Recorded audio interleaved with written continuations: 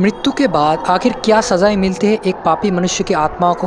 हर एक बुरे कर्म के लिए हमें सजा मिलती है नरक में। गरुड़ पुराण में भगवान विष्णु का वाहन और पक्षीराज गरुड़ देव अपने जिज्ञासा को व्यक्त करते हुए यमलोक और आत्मा के बारे में भगवान से पूछते हैं और नारायण उन्हें उत्तर देते हैं और यही उत्तर गरुड़ पुराण के नाम से जानी जाती है। ये पुराण 2 खंडों में विभाजित है। पहला पूर्व खंड, जिसमें मृत्यु के आगे और बाद के बारे में बताया गया है, कर्म के बारे में बताया गया है और यमलोक के बारे में बताया गया है। दूसरा है उत्तराखंड, जिसमें रिलीजियस रिचुअल्स और तंत्र विद्या के बारे में समझाया गया है। कुल 84 लाख योनियों में से जन्म लेकर हमें मनुष्य जन्म मिलता है ताकि हम भगवान को पा सके, मोक्ष को प्राप्त कर सके। अच्छे कर्म से स्वर्ग मिलता है और बुरे कर्म से नरक की यातनाएं झेलनी पड़ती है। यमलोक में चित्रगुप्त जी के पास हर एक मनुष्य के कर्म का हिसाब होता है। कौन कितना अच्छा कर्म किया, कौन कितना बुरा कर्म किया, ये सब का हिसाब चित्रगुप्त जी के पास होता है। पापी मनुष्य की मृत्यु के बाद यमदूत उनकी आत्माओं को दक्षिण द्वार से यमलोक भेजते हैं और इस द्वार के दूसरी तरफ उनका बुरे कर्मों का फल उनका इंतजार कर रहा होता है। गरुड़ पुराण के अनुसार अलग अलग पापों के लिए अलग अलग सजाएं वर्णित है। कुल 28 सजाओं को प्रमुख माना गया। इनमें से कुछ सजाएं ऐसे हैं कि बताना भी मुश्किल है।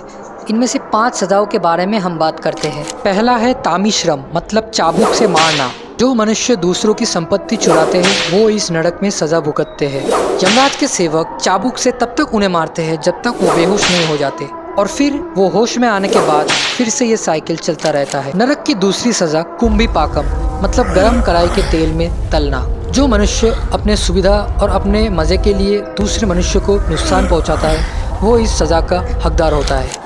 तीसरा सजा है रोड़ाभम, यानी सांपों से डसवाना। जिन लोगों ने पूरी जिंदगी छल कपट किया है दूसरे लोगों के साथ वो इस सजा का हकदार होता है। चौथा सजा प्राणोरोधन, यानी हर एक अंग को काटना।